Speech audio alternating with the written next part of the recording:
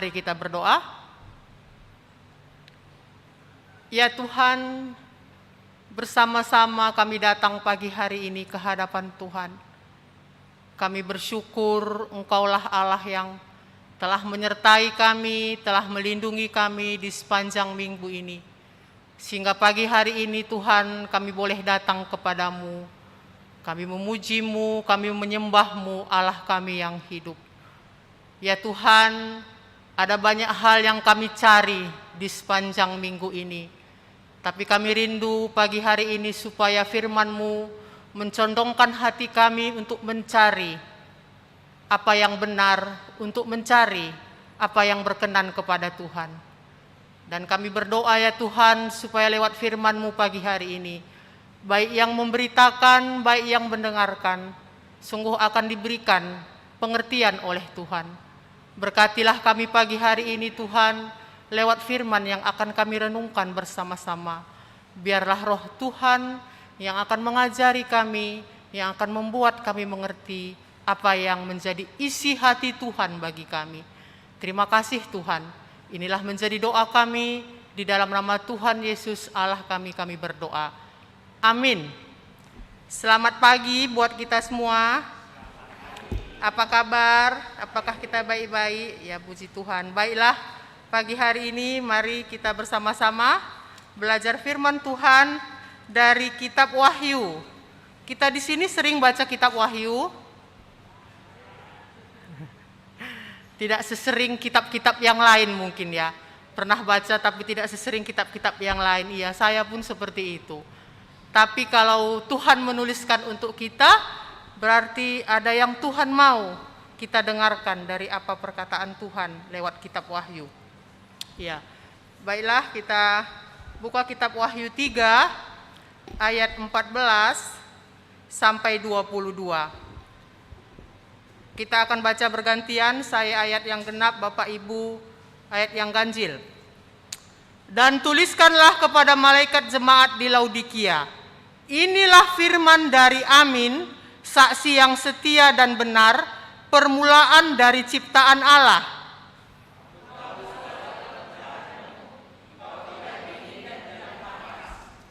Maka baiknya jika engkau dingin atau panas.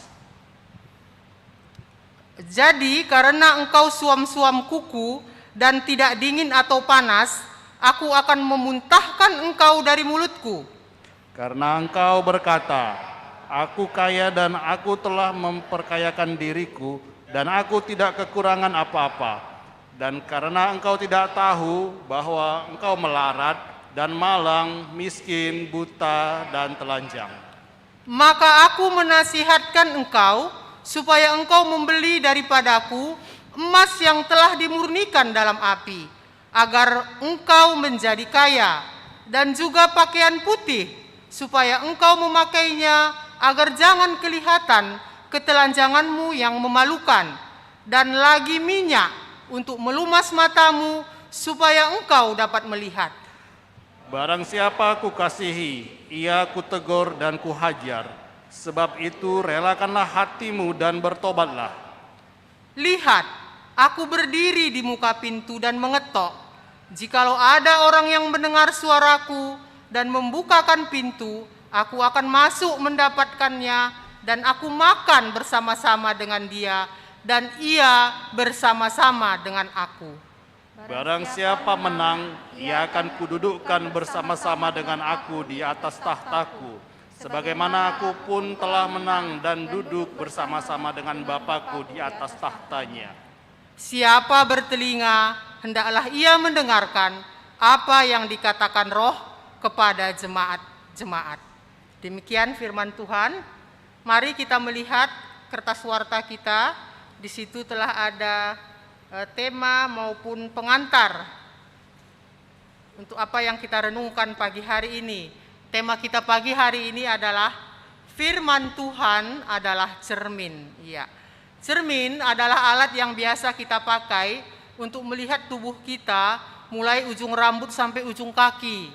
Biasanya kita bercermin paling tidak 1 kali dalam sehari atau mungkin lebih. Dan setelah bercermin, biasanya kita berusaha melakukan sesuatu. untuk memperbaiki ataupun menambah apa yang kita rasa kurang. Bagaimana dengan kehidupan rohani kita? Pernahkah kita bercermin untuk melihat keadaannya? Cermin apakah yang kita pakai? Firman Allah adalah cermin yang memungkinkan kita melihat diri sendiri dan kehidupan rohani sebagaimana Allah melihat kita. Ya, kita masuk kepada pertanyaan pertama, bagaimanakah jemaat Laodikia memandang dirinya? Iya, dari depan kita sudah pernah belajar tentang jemaat Laodikia, ya. Sedikit latar belakang dari jemaat Laodikia bahwa jemaat ini adalah jemaat yang kaya. Ya. Pada waktu itu kota Laodikia adalah kota yang makmur. Mereka makmur dari segi perekonomian, kan begitu ya.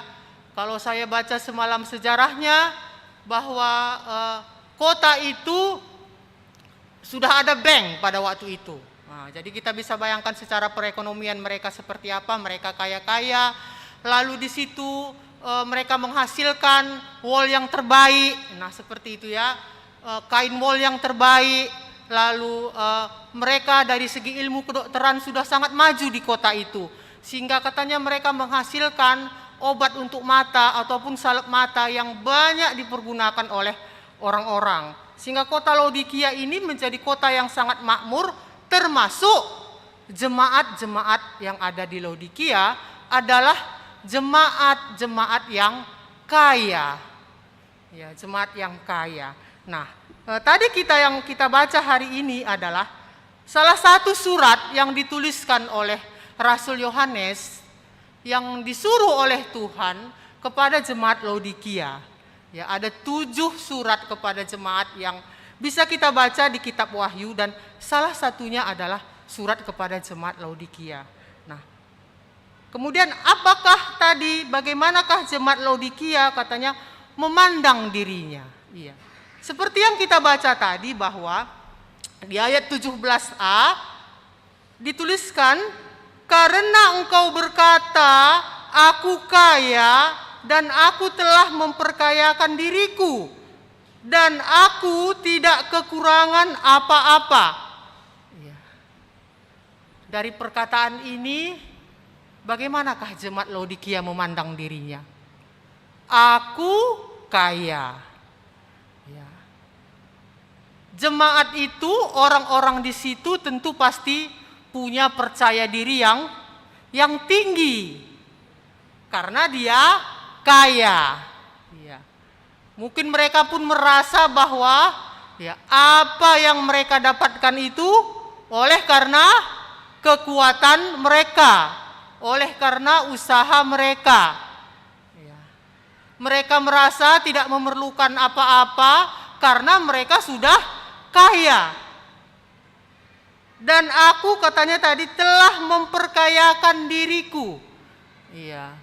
Mereka sadar betul bahwa apa yang mereka capai hari ini oleh karena usaha mereka. Ya. Lalu apa tadi katanya selanjutnya? Dan aku tidak kekurangan apa-apa. Mereka merasa cukup dengan kekayaan yang mereka punya. Ya, bukan artinya mereka bersyukur dengan kekayaan yang diberi. Ya. Tapi ketika mereka berkata, aku tidak kekurangan apa-apa, berarti mereka tidak butuh yang lain. Ya. Tidak butuh bergantung penuh kepada Tuhan. Ya. Ketika berkata, aku tidak kekurangan apa-apa. Mereka tidak membutuhkan, tidak merasa memerlukan hal yang rohani lebih daripada kekayaan. Mereka merasa cukup dengan kekayaan mereka. Mereka tidak merasa perlu membutuhkan yang namanya kehidupan rohani yang baik. Karena kekayaan sudah cukup membuat mereka puas. Kekayaan sudah cukup membuat mereka senang mungkin dalam hidup mereka. Dan kita melihat di sini bahwa orang-orang jemaat Laodikia itu memakai berkat menjadi ukuran kerohanian mereka. Selama mereka kaya, artinya Tuhan dekat dengan saya karena saya diberkati. Berkat dan kekayaan itu menutupi banyak hal yang tidak benar dalam hidup mereka. Jemaat ini hidup di dalam sama dengan dunia pada waktu itu, tidak beda dengan orang dunia. Jadi di sini bagaimana jemaat ini memandang dirinya seperti itu. Mereka memakai berkat yang mereka punya itu menjadi ukuran kerohanian mereka. Kalau aku diberkati, tandanya Tuhan berkenan kepadaku. Sehingga akhirnya mereka tidak memikirkan hal-hal yang lain. Mereka tidak merasa perlu hubungan dengan Tuhan. Inilah bagaimana jemaat Laodikia memandang dirinya. Lalu kita lanjutkan. Bagaimana Tuhan memandang jemaat Laodikia? Ya, kan tadi ini bagaimana dia memandang dirinya ya. Sekarang bagaimana Tuhan memandang jemaat Laodikia? Kita lihat di ayat 15. Aku tahu segala pekerjaanmu. Engkau tidak dingin dan tidak panas. Alangkah baiknya jika engkau dingin atau panas. Ya. Di sini ada perkataan aku tahu. Ya, dari ketujuh surat kepada jemaat ini, kalau nanti kita baca di rumah secara keseluruhan, ya, selalu ada perkataan dari Tuhan, aku tahu. Artinya Tuhan tahu keadaan tiap-tiap jemaat, termasuk jemaat yang di Laodikia ini. Bukan saja apa yang nampak oleh mata Tuhan tahu, tapi apa yang ada di dalam hati jemaat pun Tuhan tahu. Ya, itulah sebabnya ketika surat kepada jemaat Efesus itu, ya, jemaat Efesus itu jemaat yang sangat maju, kelihatan bertumbuh dan berkembang, tapi Tuhan tahu bahwa hati mereka telah meninggalkan kasih yang mula-mula itu. Di situ pun Tuhan berkata, aku tahu. Demikian juga kepada jemaat Laodikia. Kalau Tuhan berkata, aku tahu, dia ini bukan tahu kayak kita ya. Kita kan kadang dengar berita pun, kita bilang kan kita tahu. Misalnya kita dengar berita keadaan di Jakarta, ya kita merasa tahu karena kita dengar berita. Tapi kalau Tuhan tahu, karena Tuhan ada di situ. Makanya ketika kepada surat jemaat di Efesus itu Tuhan berkata, aku berjalan di antara ketujuh kaki dian emas itu. Di mana di situ bercerita tentang ketujuh jemaat. Aku berjalan di antara jemaat itu. Itulah sebabnya Tuhan berkata, aku tahu. Nah, apa yang Tuhan tahu dari jemaat Laodikia ini tadi? Katanya, engkau tidak dingin dan tidak panas. Ketika dikatakan engkau tidak dingin, tidak panas, jemaat Laodikia ini pasti langsung ngerti gitu ya. Pasti langsung connect istilahnya. Kenapa? Karena di kota Laodikia ini, meskipun mereka kota yang makmur katanya, mereka punya satu masalah yaitu kesulitan akan air. Jadi karena mereka kesulitan air, mereka mengalirkan air dari dua kota yang ada di dekat mereka. Satu kota namanya Hierapolis, satu lagi kota Kolose. Nah, jadi mereka dekat dengan kota Kolose sehingga kalau kita baca surat Paulus kepada jemaat Kolose, itu ada disebutkan tentang Laodikia oleh Rasul Paulus. Nah, jadi mereka mengalirkan air dari kedua kota ini, air yang panas dari Hierapolis, air yang dingin dari kota Kolose. Nah, air yang panas ini katanya mengandung mineral, sehingga kalau diminum pada waktu panas, ketika masih kondisi panas, itu menjadi pengobatan dan menyembuhkan. Demikian juga air yang dingin dari Kolose ini menjadi air minum yang menyegarkan. Nah, oleh sebab itu mereka membangun pipa dan mengalirkannya ke kota Laodikia. Tapi oleh karena perjalanan yang panjang, ya, kedua air ini sudah berubah. Air yang panas sudah tidak panas lagi, air yang dingin dan menyegarkan sudah tidak dingin menyegarkan lagi ketika tiba di Laodikia. Sehingga air yang panas itu katanya ketika sudah tidak lagi panas itu tidak lagi baik untuk dikonsumsi. Iya, mereka akan merasa mual ketika mereka meminum air yang sudah tidak panas dan tidak dingin ini lagi. Oleh sebab itu ketika Tuhan katakan bahwa engkau tidak panas dan tidak dingin, ya, alangkah baiknya jika engkau dingin atau panas. Itu jemaat Laodikia pasti langsung paham, ya, bahwa seperti air itu tadi, ya, yang kalau nanti ayat berikutnya dikatakan itu sudah suam-suam kuku, bahwa seperti air itu yang sudah tiba di kota Laodikia dan tidak bisa lagi dimanfaatkan dengan baik, malah ketika diminum itu akan menimbulkan rasa mual. Seperti itulah Tuhan katakan kepada mereka kehidupan mereka. Ya. Jadi suam-suam kuku tidak panas tidak dingin itu artinya jemaat Laodikia itu tidak lagi punya identitas yang jelas sebagai orang percaya. Ya. Mereka sama dengan orang dunia.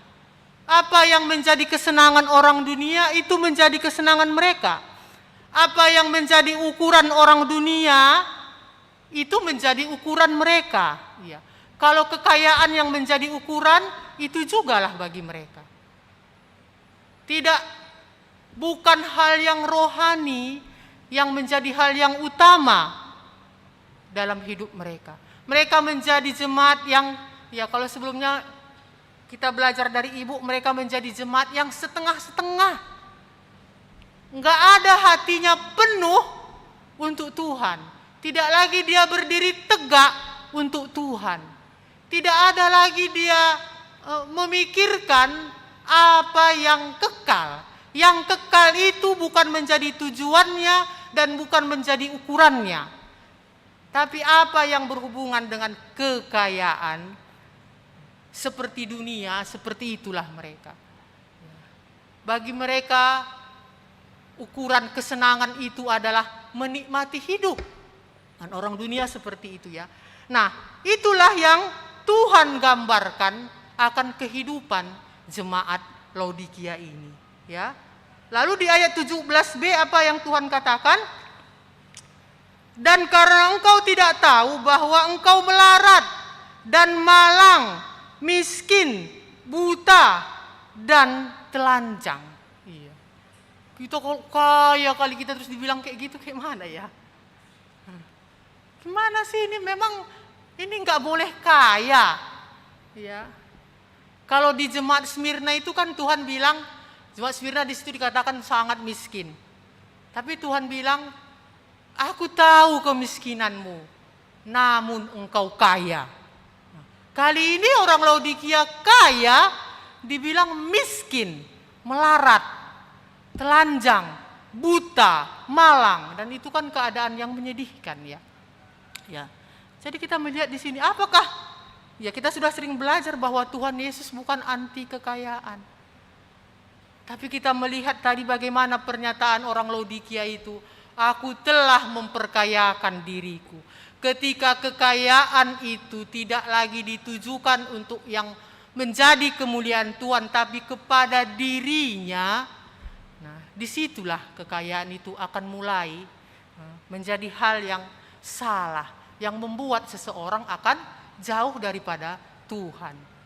Sehingga hari ini pun Tuhan mengingatkan lewat jemaat Laodikia ini tadi ya, bahwa meskipun secara dunia mereka dikatakan kaya, tapi di hadapan Tuhan mereka miskin katanya, malang, melarat, buta. Oleh karena apa? Karena mereka tidak punya segala hal yang bernilai kekal. Jadi bagi Tuhan yang bernilai kekal itu jauh lebih tinggi daripada emas yang dipunyai oleh orang Laodikia itu. Sehingga dalam kitab Petrus dikatakan bahwa iman yang murni itu lebih tinggi nilainya daripada emas yang fana. Demikianlah Tuhan memandang. Sehingga meskipun orang Laodikia punya banyak kekayaan, ketika mereka Tuhan lihat tidak punya hubungan dengan Tuhan, ya, tidak memiliki apapun yang bernilai kekal, tidak mengerjakan apapun yang bernilai kekal itu, ya, tidak ada hidupnya memuliakan Tuhan. Bagi Tuhan itu orang yang melarat. Ya, jadi kehidupan rohani itu menjadi ukuran bagi Tuhan dalam memandang kita. Dan Tuhan maupun kita seperti itu. Bahwa kehidupan rohani itu yang menjadi ukuran kita untuk melihat siapa kita. Demikianlah tadi Tuhan memandang jemaat ini. Ya, mungkin karena kita nggak kaya gitu ya, kayak jemaat Laodikia dibilang seperti ini, biasa-biasa aja gitu mungkin ya. Ya memang aku melarat kok Tuhan, memang miskinnya aku gitu. Ya bukan seperti itu maksud Tuhan tadi ya. Artinya miskin secara rohani, tidak punya hubungan dengan Tuhan, ya. Tidak tahu bagaimana Tuhan memimpin hidup, tidak pernah mendengar Tuhan berbicara, tidak tahu apa yang dikatakan Tuhan kepadanya. Nah itulah yang tadi dikatakan Tuhan tentang kehidupan orang jemaat Laodikia ini tadi. Kita lanjutkan di pertanyaan nomor 3. Apakah peringatan dan nasihat Tuhan kepada jemaat Laodikia? Ya. Sedemikian Allah mengasihi mereka sehingga Tuhan mengingatkan mereka. Ya, kita melihat di ayat 16 apa kata Tuhan? Jadi karena engkau suam-suam kuku dan tidak dingin atau panas, aku akan memuntahkan engkau dari mulutku. Bapak Ibu, sesuatu yang dimuntahkan itu kan biasa sesuatu yang menjijikkan ya. Kalau sesuatu yang enak gitu nggak mungkin kita muntahkan. Sesuatu yang dimuntahkan adalah sesuatu yang kita rasa menjijikkan sehingga kita muntahkan. Jadi inilah yang Tuhan katakan untuk jemaat yang kondisinya suam-suam kuku. Ya, ini kan perkataan yang keras ya. Aku memuntahkan oleh karena menjijikkan. Jadi keadaan suam-suam kuku itu bukan hal yang sepele. Bukan hal yang biasa-biasa saja. Hidup yang tidak diserahkan penuh kepada Tuhan itu bukan hal yang biasa-biasa. Sehingga tadi Tuhan katakan, aku akan memuntahkan. Berarti kan Tuhan merasa jijik. Sehingga itu dimuntahkan ya. Bagi saya pribadi itu, keras ya gitu. Berarti nggak sepele itu. Kalau nggak dalam segala hal, aku harus menyerahkan penuh, bergantung penuh, melakukan penuh untuk Tuhan. Itulah sebabnya di dalam kitab Yesaya itu kan ketika Tuhan berbicara kepada orang Yehuda itu memberikan banyak persembahan. Tapi mereka hidup dalam dosa. Tuhan bilang apa? Jangan. Baunya seperti kejijikan bagiku. Itu Tuhan katakan. Sama seperti kepada jemaat Laodikia ini tadi. Aku akan memuntahkan kata Tuhan. Ya. Jadi sesuatu yang dimuntahkan itu kira-kira masih berguna enggak? Ada enggak orang yang sudah dimuntahkan lalu diambil lagi dan digunakan? Enggak. Sesuatu yang dimuntahkan itu tidak akan berguna lagi. Itulah yang Tuhan ingatkan.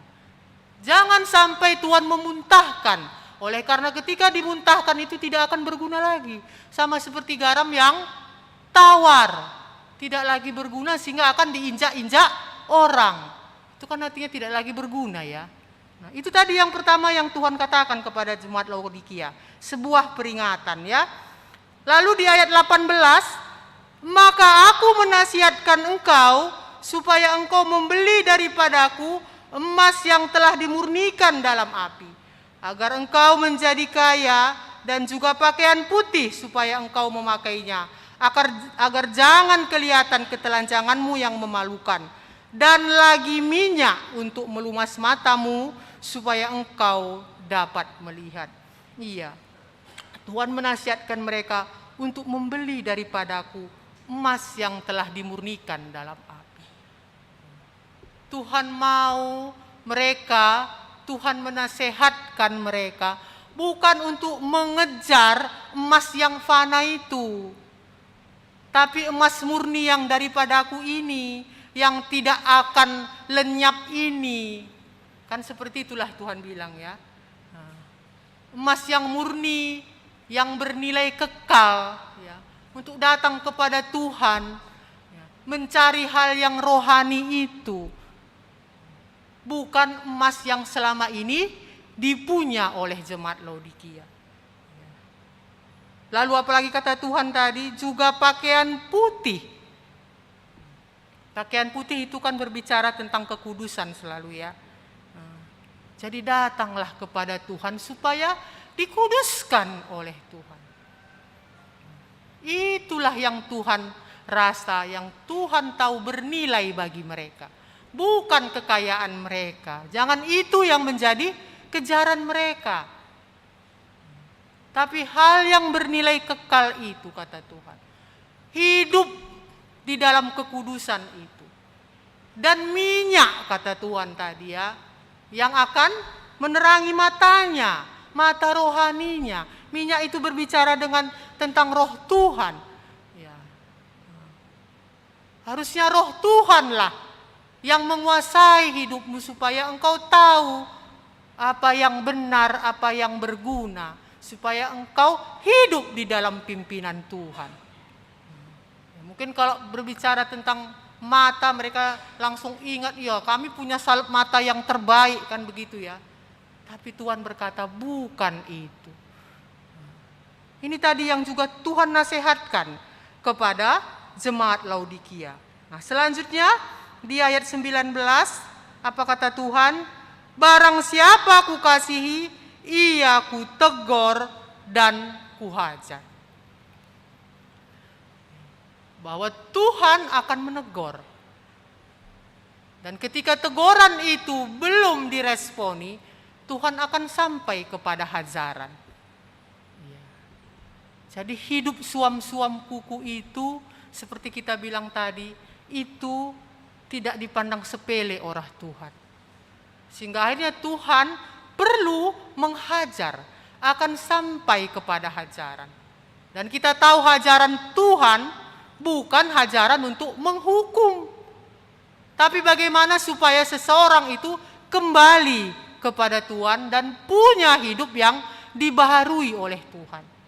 Ya, karena ini tadi kan perkataan kepada jemaat Laodikia ya. Mereka bukan orang yang belum pernah mendengarkan tentang Tuhan. Mungkin mereka pun adalah orang-orang yang sudah bertobat, tapi tidak punya hidup yang memuliakan Tuhan. Tidak punya hubungan yang dekat dengan Tuhan. Hidup seperti orang dunia, seperti yang sudah kita katakan tadi. Jadi Tuhan bilang tadi apa? Kutegur dan kuhajar. Sebab itu relakanlah hatimu dan bertobatlah. Iya. Jadi perkataan bertobat ini dari ketujuh surat ini ada 5 di mana Tuhan mengingatkan tentang pertobatan. Karena 2 jemaat yaitu Smyrna dan Philadelphia itu 2 jemaat yang memang tidak ada celaan Tuhan di situ. Tapi 5 jemaat di mana Tuhan ada mencela mereka, semua Tuhan ingatkan untuk bertobatlah. Iya. Jadi bertobat itu adalah isi hati Tuhan ya.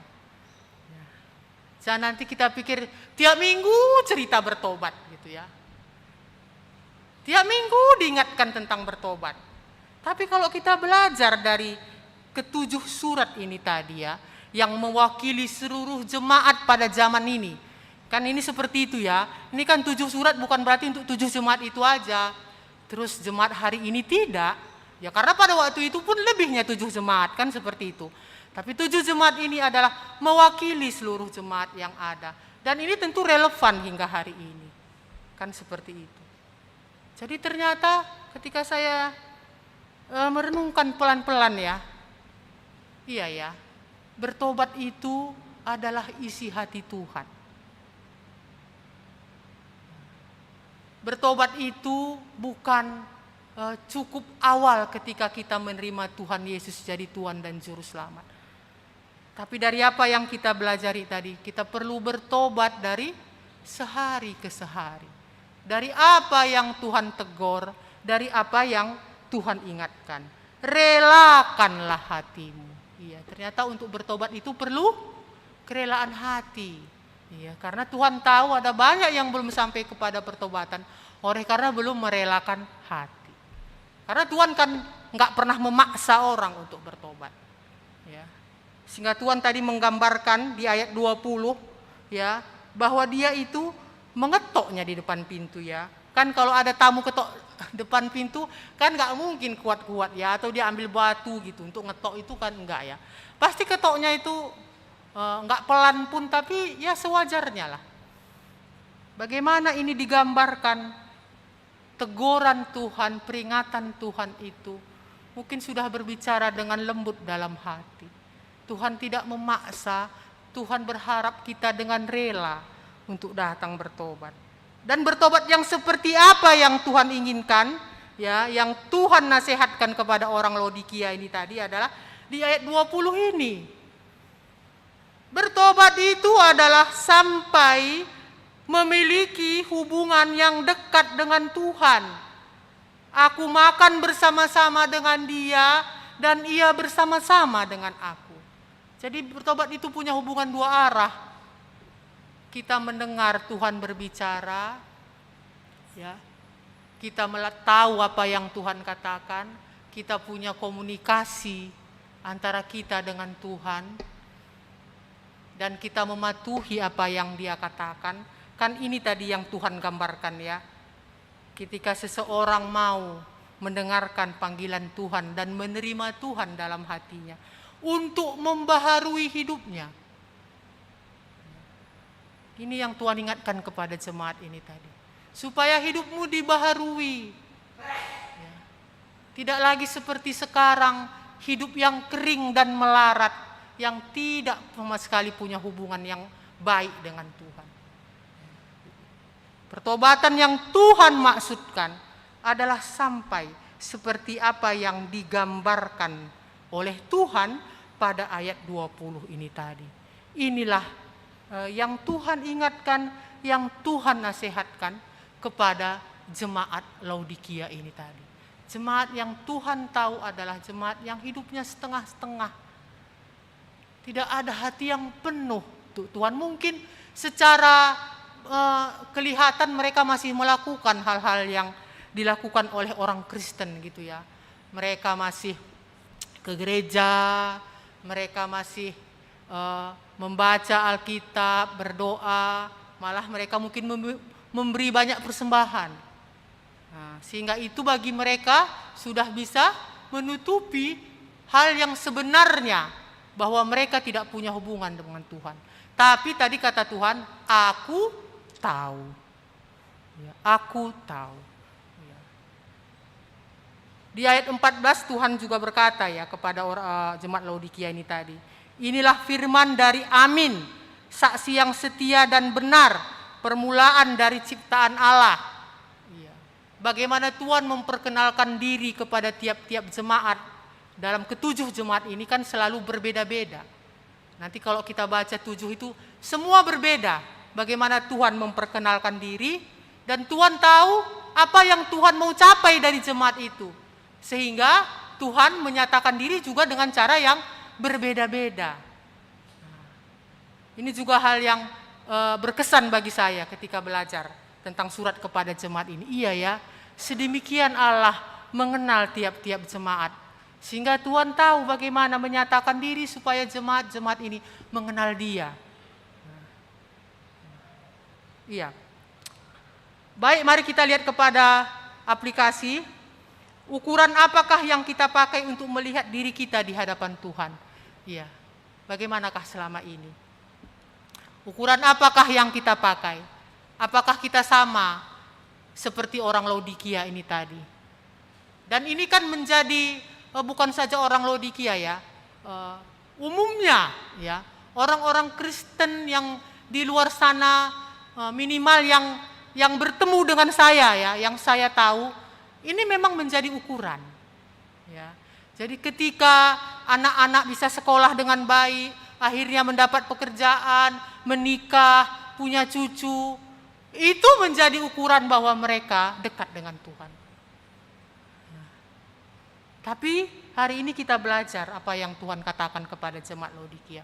Bukan itu. Bukan itu. Tapi apakah orang yang mengaku percaya itu punya hubungan pribadi yang baik dengan Tuhan? Setiap hari mendengar apa yang Tuhan katakan. Bagaimanakah pendapat Tuhan tentang kita? Ya, tahukah kita apa yang menjadi pendapat Tuhan tentang kita? Pernahkah kita cari itu? Pernahkah kita gumulkan itu di hadapan Tuhan? Apanya kata Tuhan tentang aku? Karena Tuhan tahu tadi katanya ya. Kalau kita datang sama Tuhan kan pasti Tuhan beritahu. Firman Tuhan adalah cermin. Oleh sebab itu, kepada firman Tuhanlah kita belajar. Firman Tuhanlah yang menjadi standar dan ukuran harusnya bagi kita. Adakah kita mendengar peringatan dan seruan Tuhan kepada kita? Hingga hari ini, adakah kita mendengarkan Tuhan mengingatkan kita?